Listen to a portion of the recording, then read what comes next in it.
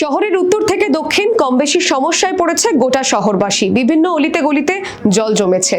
রাতভর টানা বৃষ্টিতে শহরের নৌকো ভাসছে না ঠিকই, কিন্তু মঙ্গলবারটা সকাল থেকেই একটু আদরের। মেঘের ওজন কমে কোথাও হাঁটু জল, আবার কোথাও কোমর পর্যন্ত।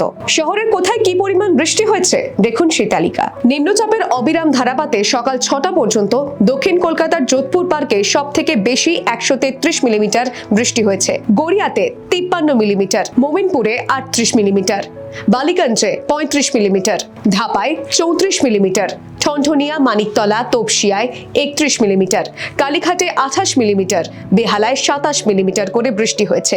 রাজ্যে এই মুহূর্তে বর্ষার বাতাস অত্যন্ত সক্রিয়। সেই সঙ্গে গাঙ্গেয় বঙ্গের উপর রয়েছে একটি ঘূর্ণাবর্ত এবং দুটি অক্ষরেখা।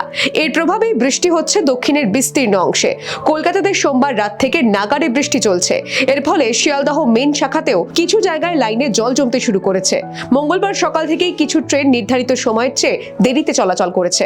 সোমবার শহর থেকে শহরতলি প্রায় সর্বত্রই সারাদিন টানা বৃষ্টি হয়েছে এবং তারপর রাতভর বৃষ্টিতে মঙ্গলবারও জল যন্ত্রণা ভোগ করতে হচ্ছে শহরবাসীকে, বিশেষ করে অফিস যাত্রীদের। Bureau report, the wall.